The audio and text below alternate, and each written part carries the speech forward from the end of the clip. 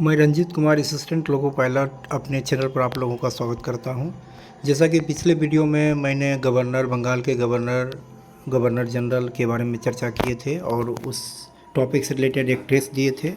अब हम इस वीडियो में वायसराय के बारे में चर्चा करेंगे और इस वायसराय से रिलेटेड जितने भी प्रीवियस ईयर क्वेश्चन जो कंपटीशन एग्जाम में पूछे गए हैं उस पर हम टेस्ट देंगे। देखिए वायसराय जो भारत के थे, जिसका देखिए नाम हम सभी का एक जगह लिख लिए हैं और जो कुछ इंपॉर्टेंट कार्य किए हैं उसको हाईलाइट कर दिए हैं। तो भारत में वायसराय का जो पोस्ट रहा वो 1858 से 1950 तक रहा। अब देखिए 1858 जो हुआ तो इसमें हम बात करेंगे कि सबसे पहले देखिए भारत के जो प्रथम वायसराय बने वो लॉर्ड कैनिंग बने, उसके बाद लॉर्ड एल्गिन, सर जॉन रॉडेंस। देखिए सभी वायसराय का नाम हमने हाईलाइट कर दिया है। अब देखिए सबसे पहला जो वायसराय थे वो लॉर्ड कैनिंग थे।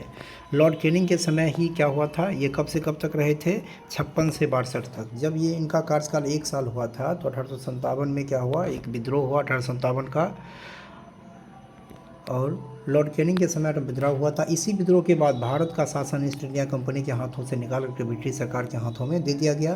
कैनिंग को भारत का पहला वायसराय 1858 में नियुक्त किया गया और ईस्ट इंडिया कंपनी द्वारा नियुक्त किए भारत के आखिरी गवर्नर जनरल थे।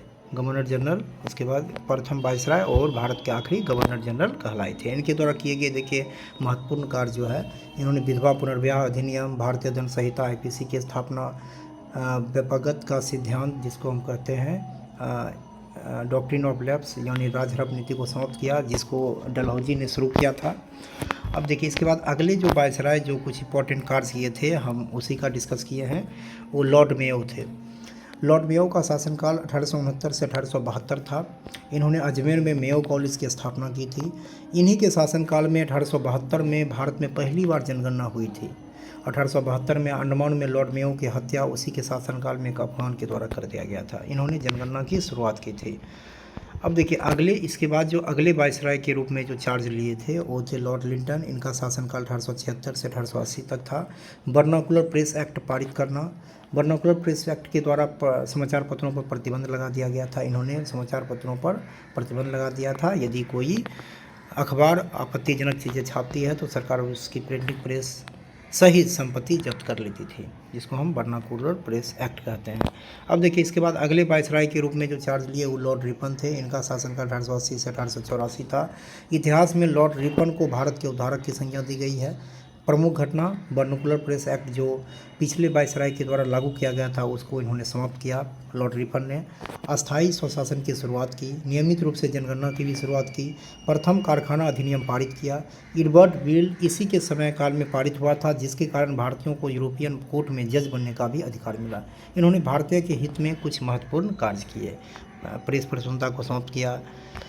अब देखिए इसके बाद अगले जो वायसराय थे वो लॉर्ड डफरिन थे। इनका शासनकाल 1884 से 88 था और इन्हीं के शासनकाल में 1885 में मुंबई में A.O. ह्यूम की अध्यक्षता में भारतीय राष्ट्रीय कांग्रेस की स्थापना की गई थी।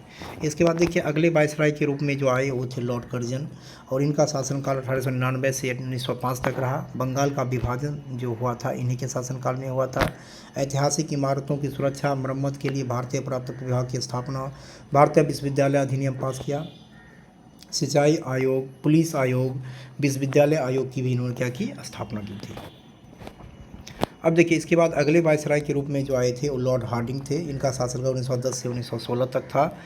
बंगाल के विभाजन को इन्होंने क्या किया, रद्द किया। लॉर्ड कर्जन ने बंगाल का विभाजन किया था, परंतु लॉर्ड हार्डिंग ने पुनः बंगाल का विभाजन को रद्द किया और भारत की राजधानी को उन्होंने क्या किया, कलकत्ता से दिल्ली ट्रांसफ़र किया था। प्रथम विश्व युद्ध 1914 में इन्हीं के शासनकाल में शुरू हुआ था, लॉर्ड हार्डिंग के शासनकाल में।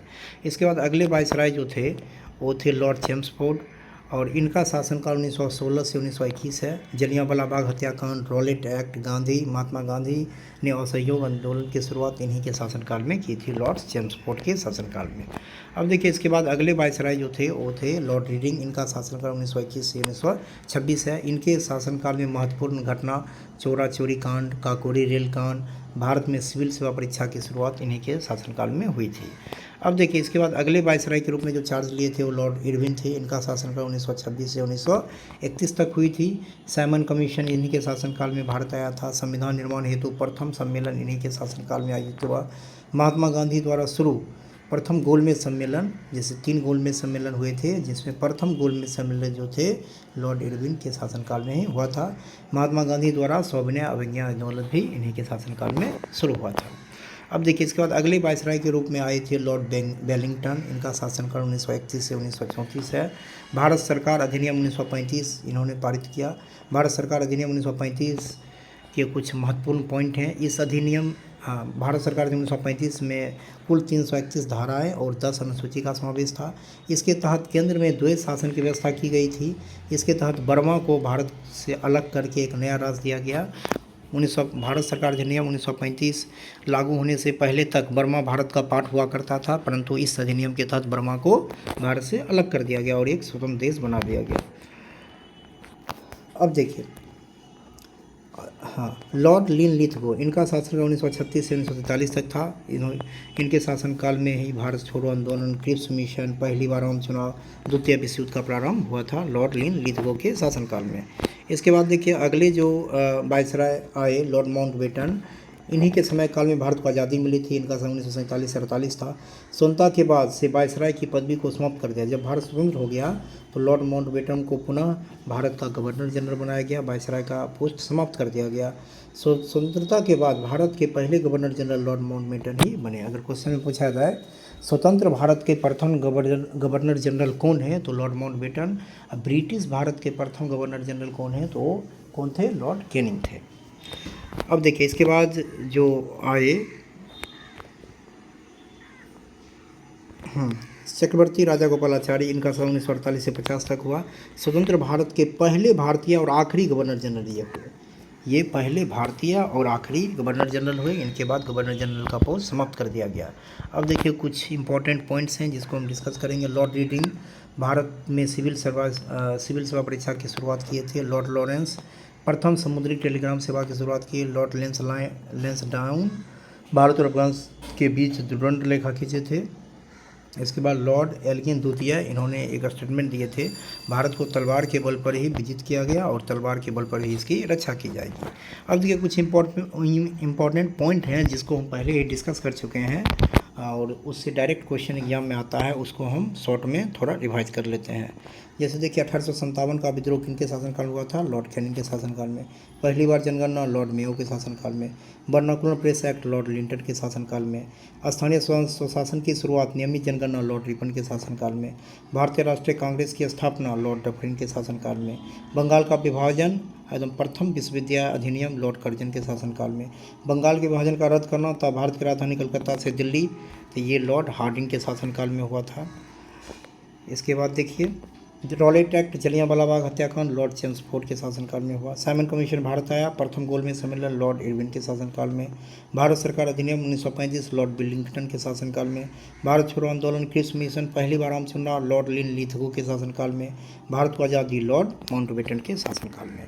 देखिए ये जितने भी पहले हम डिस्कस किए थे उसको ऑनलाइनर जीके की तरह एक जगह हमने लिख दिए, इससे डायरेक्ट क्वेश्चन एग्जाम में पूछा जाता है। आज का वीडियो यहीं तक, और अगर आपको वीडियो अच्छा लगा हो तो वीडियो को लाइक शेयर और चैनल को सब्सक्राइब करें।